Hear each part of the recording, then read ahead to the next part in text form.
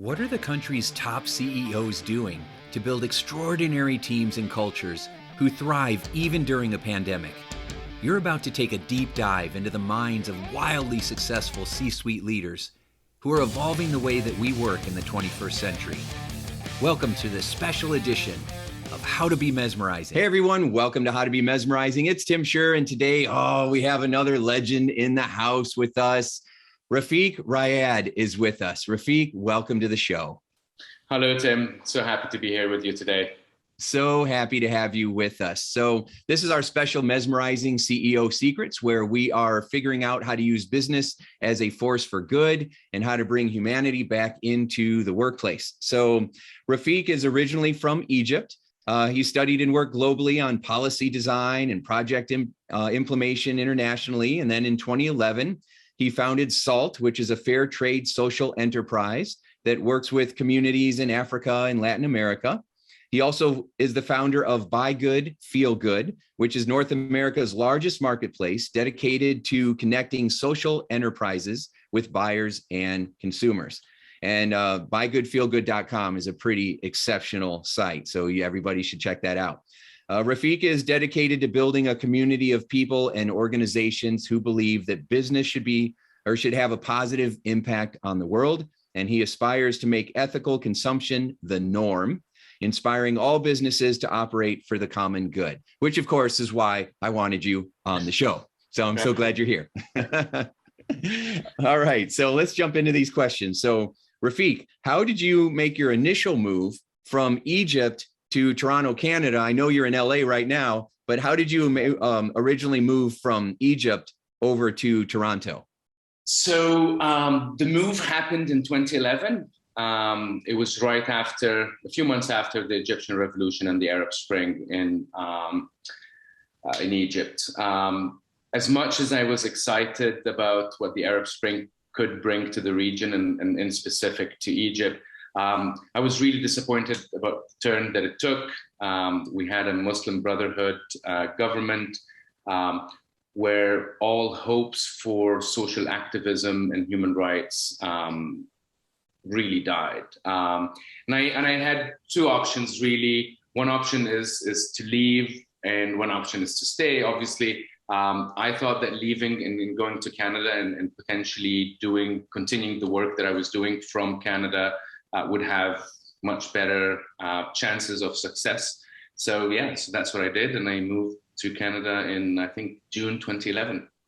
Yeah, well, that took a lot of courage to be able to pick up and move to a different country and, leave your homeland behind. I mean, that takes a lot of courage. I find that entrepreneurs are able to handle an incredible amount of uncertainty. So, but it was a bold move. Yeah, thank you for mentioning that. I didn't realize how much courage or how much work or how much was really at stake when you move from one country to the other. And I think you especially feel it if you're starting a business. So when you go to a foreign country where you really don't know anyone, zero, right? And maybe your next door neighbor in 5'11", and that's it. And this is all your social asset, and this is all the network that you have. It is really hard, and it pushes one to think outside of the box a little bit, get outside of their comfort zone, and start building that social network that every business needs to succeed. Yeah, for sure.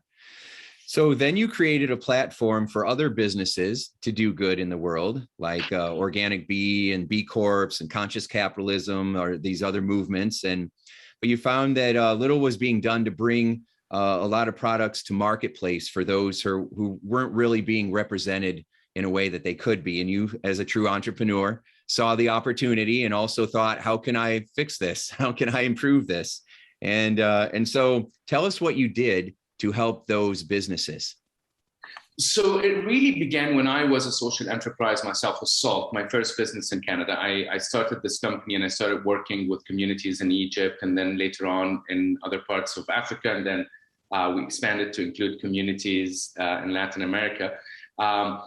When I did my research about who can help me, who's out there that can help my business grow, and in return, I would be able to help these communities grow. I found a lot of organizations out there that told me that taught me how to do business under fair trade principles that were showing us the way to get products certified organic. Very little I felt was done to showcase my products, to connect me to the end user. So after 2 years of being involved with Salt, I realized maybe there is more value in creating a platform for businesses like Salt. And during these 2 years, I met a few other businesses that had the same struggles. Mm-hmm. So in 2014, I said, you know what, enough with Salt. That was really, I think I got out of it a lot more than I expected, not financially, but the idea that a platform for social enterprises and for businesses that are doing good in the world is needed. And in 2014, I went in, put a deposit on a hall in a hotel downtown Toronto, had 0 exhibitors, and started picking up the phone and calling people and said, like, hey, I'm putting together this event, and the purpose is to showcase the work that you're doing and connect you with potential customers. Are you in? Yeah, and it took off from there. Wow, that's amazing. So you booked the room with that hope that if you build it, they will come. Again, massive amounts of courage. Exactly. Yeah. And I remember very clearly the deadline where you could get your deposit back, and I had like 2 exhibitors. I was like, oh, what am I gonna do right now? But you know what? It's a learning cost. If it doesn't happen, let's keep on trying to make it happen. And it did happen, and it was a really beautiful event. Like the vibe in the room is something that I will remember forever. Everyone was happy to be there. And all these brands really loved not only connecting with consumers, but seeing that there are other brands going through the same struggle, going through the same process of connecting artisans and fair trade products to the market here in North America. So we built a really great community, and that was the start of it. Yeah, I mean, it's a community of givers, right? And people who want to contribute and who want a fair chance, right? And that are doing good and have great products, right? And so when you bring people like that together, I mean, that's amazing at so many levels. And the gratitude that people have for what you've been able to do and how you've been able to promote people who maybe never would have had that opportunity if it wasn't for you. It's a pretty big deal. So good job. Thank you. Yeah. So you told me that at the time you didn't have a lot of money for marketing. And so you began a grassroots movement to promote social justice programs. So can you share a little bit of what you did so that it can inspire others as to what's possible? Sure. So here I was back in 2014. I managed, after a couple of months, to convince 15 businesses to come and showcase their products, and I sold them the table, and we have this event. And now the whole pressure is like, oh, who's going to come to this event? Like, we need to market that event so that the right people come in.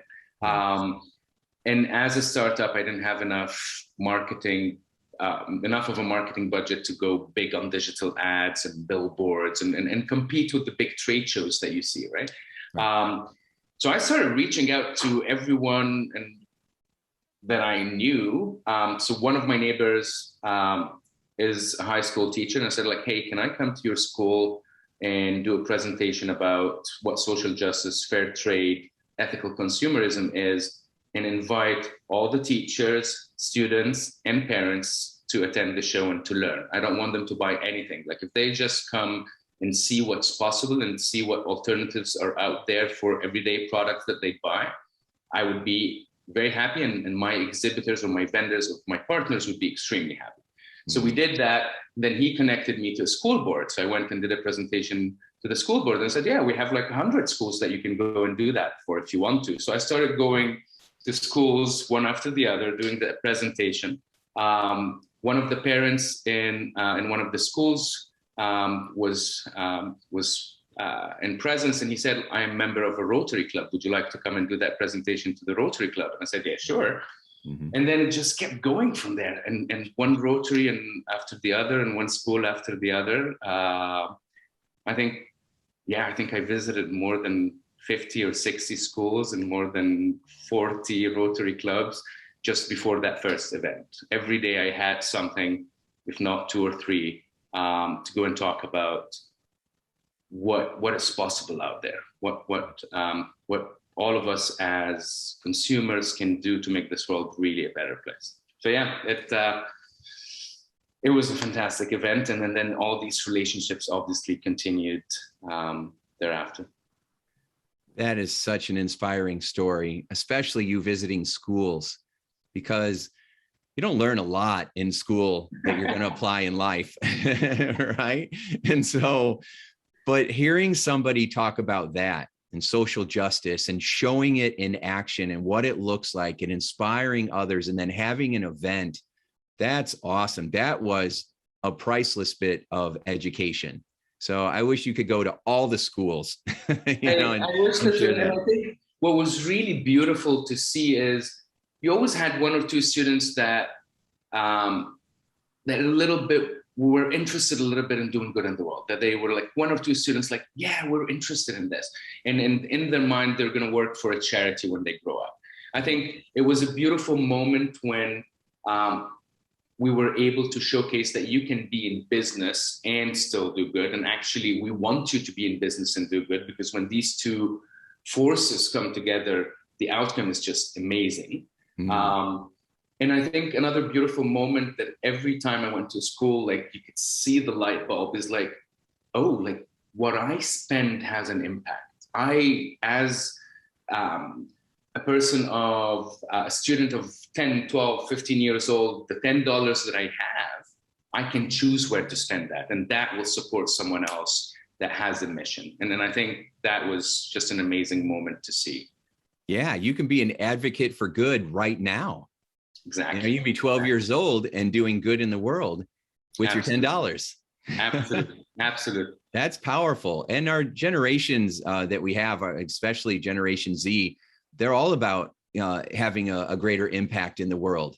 You know, it's becoming a foundation for how do we take care of our planet and how do we take care of our communities and each other, right? So Absolutely. It's not a side thing that you do, you know, if you have time. That's the whole goal. They're demanding it. They are demanding it. And I absolutely love to see that happening. Yeah. Yeah, me too. Wow. So good. So that you said that fair trade is a fair section, but social enterprises really create common good for lots of people, like the homeless, those who are getting out of jail, and that we can work more towards helping company owners and leaders transition into an impact business that serves people that might be overlooked or not treated with care. So can you explain a little bit about what an impact business is?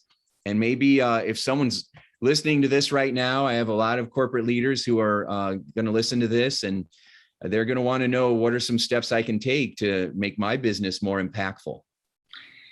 Absolutely. So as you mentioned, fair trade is one type of social enterprises. And typically, a fair trade business looks at the supply chain, looks at how the producers of goods and services are being treated in fair wages, care for the environment, and so forth. Mm-hmm. A social enterprise, in essence, is a business that is created, or if it's an existing business, that looks at how to create impact at every step of the business cycle. As a business leader right now, I think the first thing to do is look at within where you operate, look at your community and say, like, what are the problems in this community? Reach out to community leaders, whether government or non-governmental organizations, and see what the issues are. And if the issues are around employment, or the issues about waste creation, or the issues about any social or environmental issues, and we do have a lot of issues in the world that we work in, take that back and think, how can my business contribute to that? One of the greatest tools that I think a lot of businesses are using right now is the B Corp assessment tool. Whether you want to go ahead with the certification and be certified as a B Corp, the assessment itself is phenomenal, because it takes you on a journey through every aspect of your business, from internal policies and regulations and laws and bylaws, to employment, to products and services, to sourcing, to relationship with suppliers. It takes you through the whole thing. And there will be, I am sure, for every business, some low-hanging fruit. They say, you know what, I didn't know that this actually had an impact. We can work on that today. So I think it's a great tool to start looking into if someone is interested in starting that journey. Yeah, I agree. I went through that assessment, and you are exactly right. I mean, it has a lot of great questions. It really causes you to think, and it can become in many ways a roadmap for you. Absolutely. Right? So yeah, so it can give you lots of ideas for, oh, I could shift this or approach how we're doing that. I think that's really, really great. And then also, you know, if you want to have an impact business, a lot of times, especially if you're a leader, enroll people in your company, because they'll have ideas. You know, you don't have to do this on your own. In fact, people support what they co-create. So when you get more people being a part of this and say, how do we make our business more impactful? You're going to get lots of ideas from people. I could not agree more. And moving from a normal, let's say, business to an impact business, if it's not an integral part of the business culture, and if not every single person know what the role is to make that move happen, I don't think it will succeed. I've seen so many examples where they hire someone and said, you know what, Tim, your job is to make us an impact business. We don't want to talk about it. Just do what you need to do. It does not work that way. That would not work. Everyone involved in the organization needs to be part of that process, needs to believe in it, and needs to see the value and the impact that it creates. Otherwise, it's not sustainable. I agree. And it takes time. It's not something you're going to crank out in a couple of 1-hour meetings. No, because companies have brought me in to help them to build their culture or be more impactful. And we always start, well, we don't always start with this, but we often create what I call the values blueprint. So we redefine the mission statement. We get what clarity on what their real core values are. A lot of times they need to be updated. We get real specific on the behaviors in action. You know, what does it, when you have authenticity, or when you have you want to be give 100% effort, right? Or you want to be collaborative, or you want to be compassionate. What does that look like in action? And what I do as the trainer is I propose the question, and then I get out of the way and I let everybody else go so that they come up with it on their own, because people support what they co-create. If people think it's their idea, they'll rally for it. Yes. And if it's being handed to them, they won't. Yeah, true. And to be honest, no matter how we as consultants can come into an organization, no one knows how the organization really works more than the people who are in it. So the solutions really have to come from that group. I think our role is facilitator to show what's possible, and then the rest is up to them. Yeah, agreed. So what are some myths or limiting beliefs? Because I'm all about unconscious beliefs. I am convinced after 32 years of studying us humans that if you want to upgrade a behavior and you want it to be sustainable, you upgrade their unconscious beliefs or their blind spots or their biases. And that shifts behavior faster than anything else. So what were some of the limiting beliefs that you've had to overcome, either within yourself or that you've had to help other people overcome in order to achieve some of the amazing things that you've done?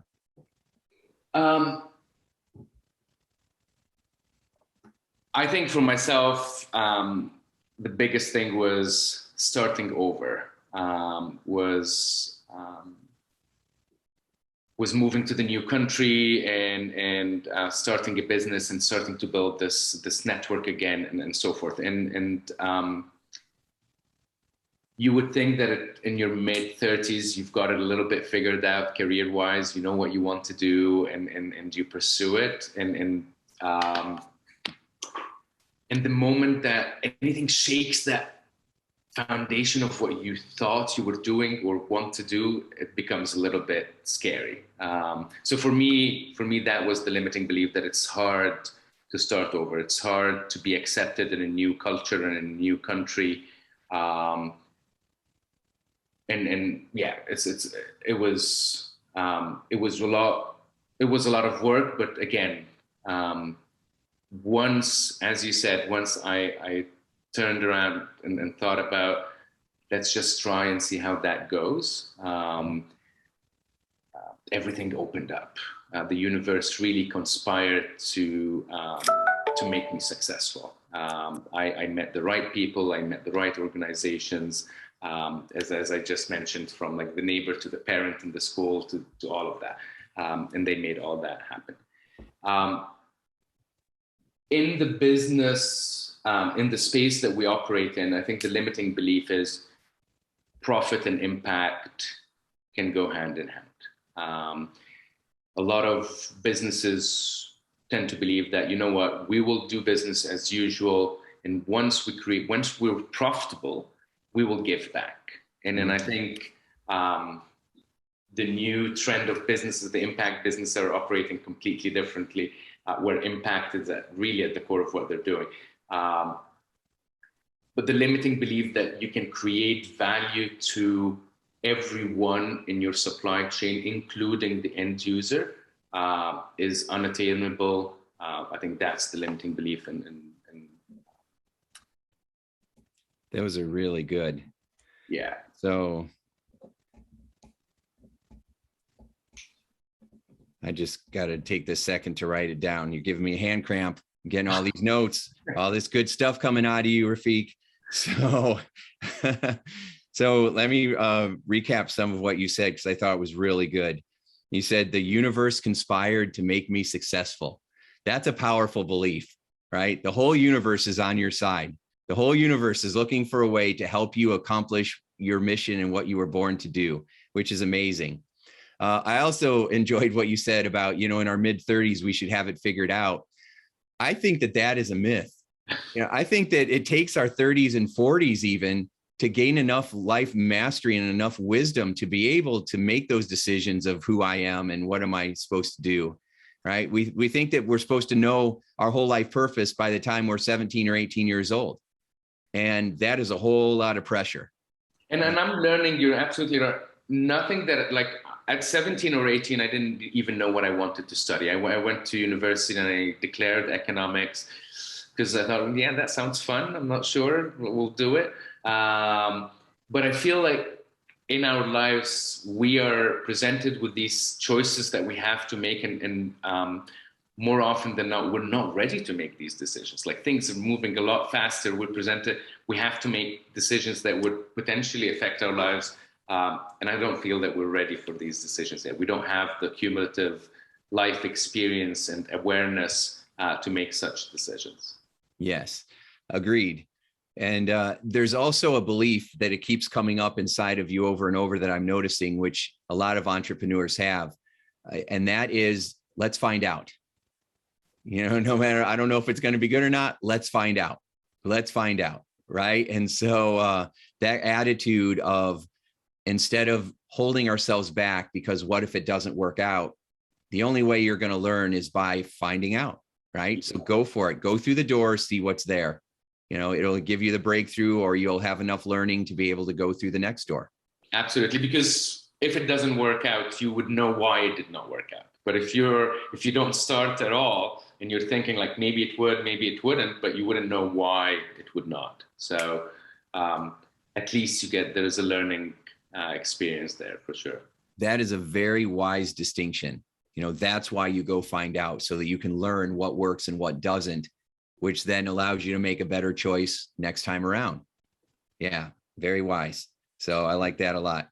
Okay, so so tell me a little bit more about some of these amazing businesses that you have been able to attract to the Goodfeelgoodcom site that you've developed, because you have some pretty remarkable vendors and businesses from all over the place. So tell us a little bit more about what that journey's been like and who's participating with you. So yeah, so we have everything on buygoodfeelgood.com. We have everything from apparel to accessories to food and so on. The core commonality there is that every single business that we have is operating for the common good. They do have a bigger vision and a bigger definition of what success is. So when you go and speak to one of these businesses and say, like, did you have a good year? probably the first thing that would come to their mind, say, yes, we are working with 10,000 beekeepers in Zambia and we make $10 million.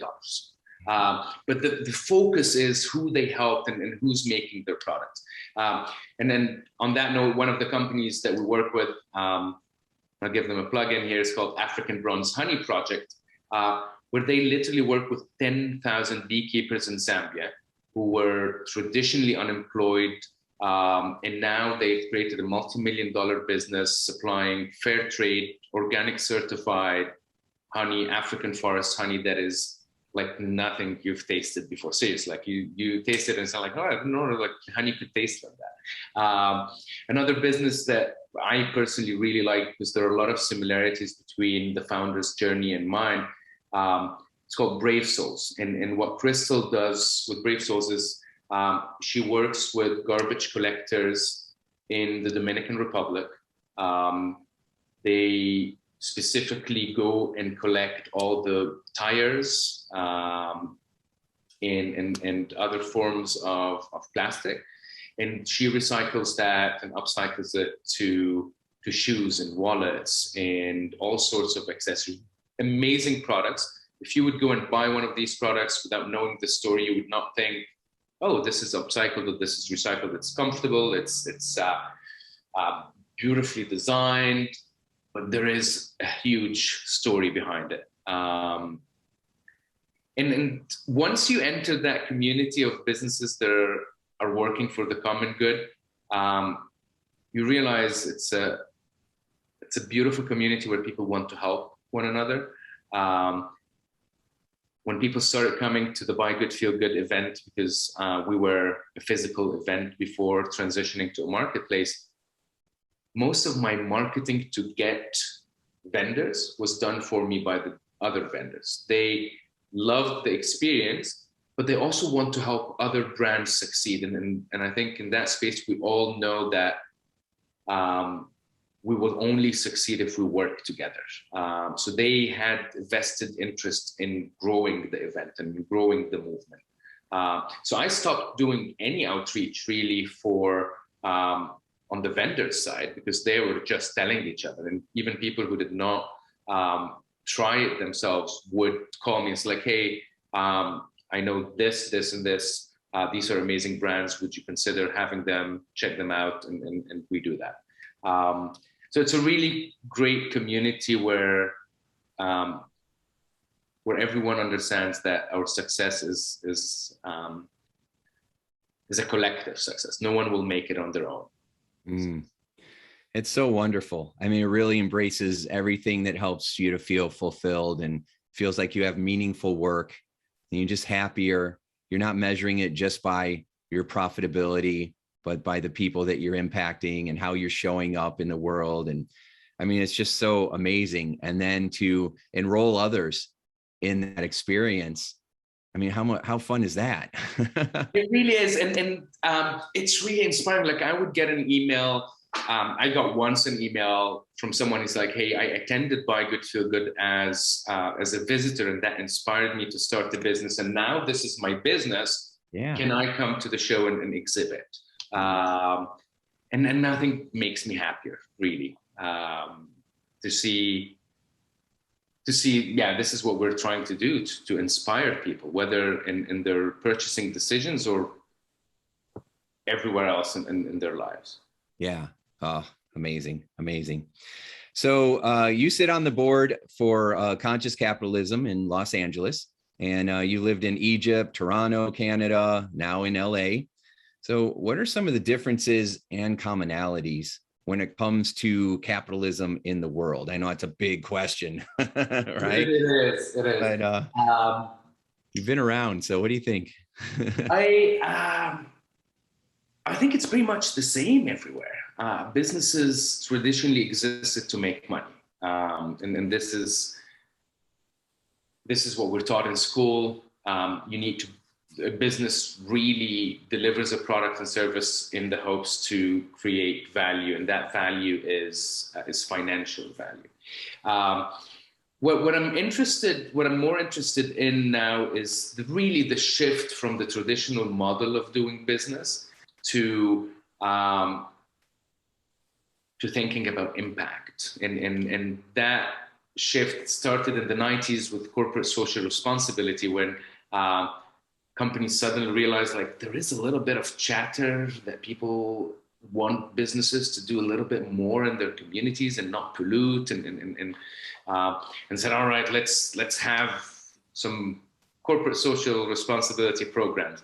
And I remember when I graduated from university, I would call companies and I said like, hey, can I speak to your CSR officer?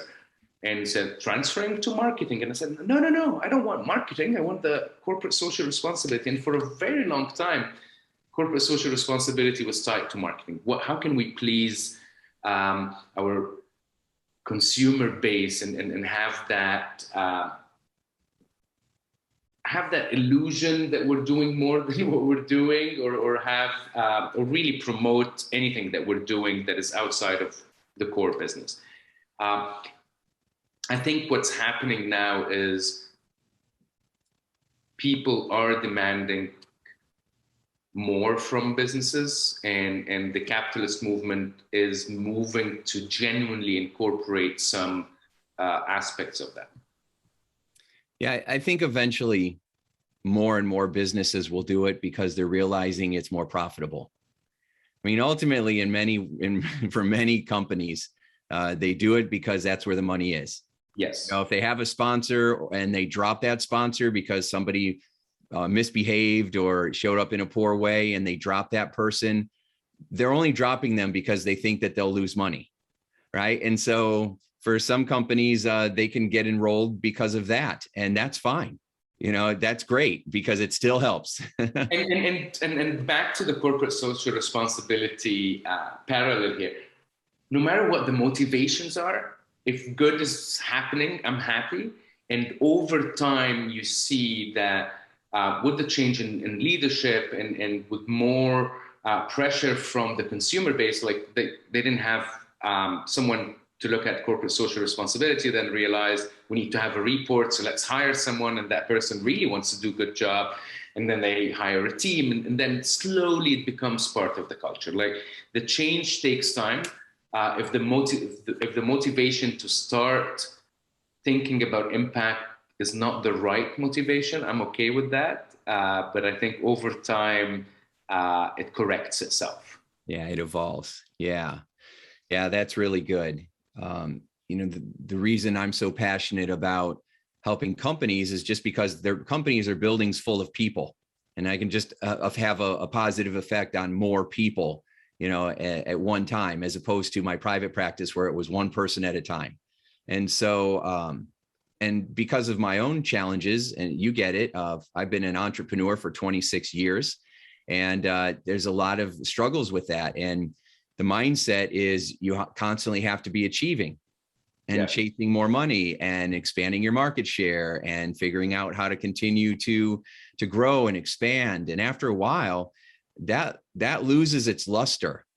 You know, if you have to get up and hustle every single day, then that is just not as fulfilling. And I've, you know, coached a lot of very high powered, very wealthy executives who are depressed and who are like, you know, I want to give up my 6 or 7 figure job so I can go painting, you know, or do pottery or backpack, you know, across the country, because they don't feel like they have a sense of purpose. And to bring that purpose into the workplace so that everybody feels like they're doing meaningful work, even if they feel like they're making lug nuts or something that they don't feel was particularly exciting, some commodity. The idea that there's a culture that appreciates them, that has their back, that cares about them, that values their contribution.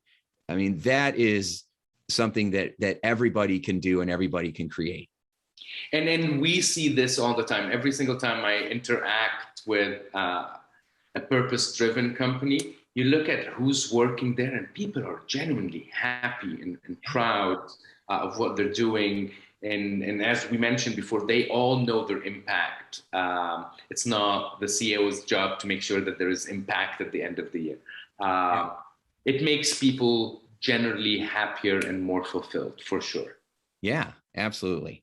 So I want to read this because I just thought it was so lovely. So on the site, by Goodfeelgoodcom, It says brands that share your values. Every purchase you make has an impact. We work hard to find businesses that focus on the common good through fair labor standards, fair wages, innovative social missions, and environmental stewardship. When you shop at Buy Good, Feel Good, you get peace of mind knowing that your purchase has left a positive impact. I mean, that's just such a positive message. It really encompasses it all. It's kind of like the whole mission statement for conscious capitalism and being a B Corp. So one of my main goals for the Mesmerizing CEO series has been getting company leaders to realize that using your business and your culture as a force for good significantly improves your quality of life.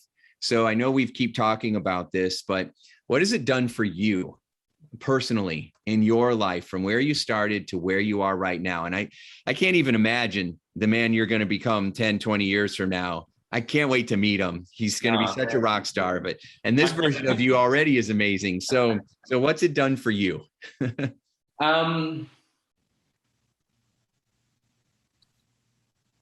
I think what I'm doing right now challenged a lot of beliefs and myths that I had about life. Even though growing up in Cairo, I come from not a wealthy family, but like a middle-class family. My parents had a car that they drove me to school with. And I remember this very clearly in my mind as a kid, wondering why my dad has a car and someone the same age as my dad is running behind a public bus that doesn't really even stop at the station trying to jump in to go to work. It just like, it was so confusing for me. And growing up, I thought I needed to work really, really hard at a big multinational corporation, make a lot of money, and then I'll help people.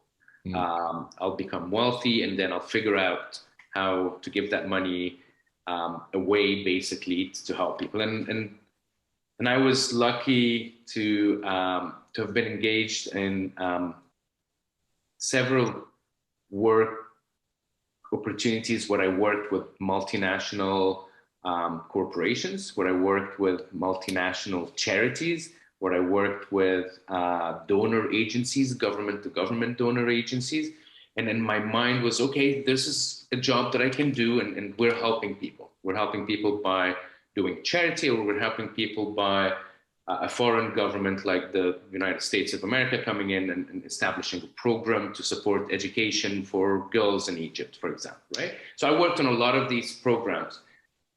And it just hit me one day that this is not sustainable enough. This is not like I'm making money and I have a job and I'm helping people, but I didn't think I was helping people in a sustainable way. A lot of these programs, with the financial crisis in 2009, charities went dry. So all the programs stopped because the donors not have money. Like giving was not a big thing 2009 for with international donor agencies, with a change in policies, with a change in leadership, the focus changes, and people are just like up and down. Their expectations are going up, and then these organizations not delivering. It was a big aha moment when I stumbled across the concept of impact-driven businesses, where you really can grow and make money as a business while working for the common good, while really helping people. And you're not helping people by giving them money. You're helping people mostly by treating them as human beings, excuse me, and giving them fair wages. And now they have the tools to seek their own development and to seek their own growth. So that was, for me, a big realization. Yeah, well said. People don't want to hand out, they want to hand up, right? And the best way to build your community is to give people jobs, right? To help people have meaningful work and to help people feel like they matter. Yeah, so good. So we've talked about your events that you had And I know with COVID, you've had to cancel some of them. I know all my keynotes have been canceled. I just had one in Florida that I was looking forward to, and they just canceled it. Yeah. Oh my. And so, yeah. So it was a big safety convention. So it was a smart move on their part. So, yeah, you can't blame them. Yeah. As you, I just love hearing stories about some of the community and some of the businesses that you attract to those events. And it's amazing because you have people in so many different industries that come together. So the last live event that you have, do you have any particular story that jumps out? I know you told a story about the working with the bee workers. I love that one. Is there another story that jumps out like that from meeting people at your live events? So 2019 was our biggest live event to date. So it's I do have a lot of really good memories of that. One particular memory is we had one exhibitor come from Kenya, and she has a very small business supporting other women. And we've been corresponding for months, and she really wanted to come. And I was like, oh, Kenya is so far to come to an event in Canada. Like, can you find anything closer to you? Because as much as I'm running a business and I want her subscription fees, I just want to make sure that I'm setting her up for success, right? Like the cost is so big for it. Yes. And then she said, we want to try this. We want to go to Canada. And I helped her get a visa and find accommodation in Toronto. And she arrived after maybe 48 hours of traveling. And in the first hour, we had Queen Elizabeth representative in the province of Ontario come open the event. Big ceremonial thing. And she was literally sleeping on her table. She was so tired. And then I was having my eyes on her booth all the time. Is she making meaningful connections? Is she gonna think that experience is worth it for her? And I don't know how much she sold over the weekend, but 2 weeks after she arrived, she sent me an email and she said like, hey, I met a big buyer from a chain of stores in Canada, and he loved our store and he loved what we're doing. And we're going to be exporting for the first time ever, thanks to you. And I just felt, no, it's not thanks to me. It's thanks to what you're doing, and thanks for your determination to come all the way from literally the slums of Kenya and Kibera to Toronto. And you deserve that. And it's been an ongoing relationship. So even though there are no other events and COVID and so on, but that buyer is still purchasing from them, and they were able to grow their staff. And it was it was definitely a feel-good story that came out of this event. Oh, it's making me tear up. That is beautiful. Wow. I mean, that's what it's all about, right? And once again, you have an entrepreneur from Kenya who knew that she had to take that journey, and she had to go for it. And look how she was rewarded.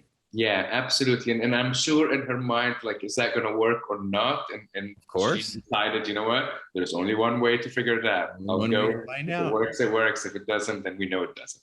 That's right. That's right. That's how the game is played. Can you face your fears and do it anyway? And I always say that your biggest breakthroughs are hidden in the places you don't want to go. So wherever you're afraid, that's where your big breakthrough is. I like that. Yeah. There's a lot of places that I don't want to go, but right. Wherever you're resisting, that's where you need to go next. Yeah. So that's amazing. So Rafik, how can people learn more about you and your business? If they go to, if people can go to Goodfeelgoodcom. We have a journal, we have a blog post, and we post all these great stories that we come across from the amazing organizations that we work with. So buygoodfeelgood.com, and then on LinkedIn, Facebook, and Instagram, Buy Good Feel Good as well. Outstanding. Well, this was even better than I thought it was going to be. Now I knew it was going to be awesome. So thank you so much for all your wisdom and for being such a force for good. I mean, even the idea that you were making sure that that woman from Kenya was taken care of, that you were always had her best interests at heart, wanted to make sure that it worked out well for her. I mean, that's what servant leadership is all about, you know, and taking care of each other. And so you're walking the talk, and I really appreciate everything you've done. So thanks for being a mesmerizing guest on the show today. Thank you so much. I love that. Hey, it's Tim. You ever wonder why so many talented, hardworking entrepreneurs and business owners struggle with inconsistent self-belief or high stress or procrastination or self-sabotage? Well, the answer may surprise you, and the solution is already inside of you. I've been searching for the answers to this for decades, and I found them, and I put it into a new program called The Power of Your Unconscious Mind, Mental Secrets for Accelerating Success. And because you're a listener, I want to give you a free VIP copy. Head over to PowerMindsetProgram.com. That's PowerMindsetProgram.com and grab your copy today.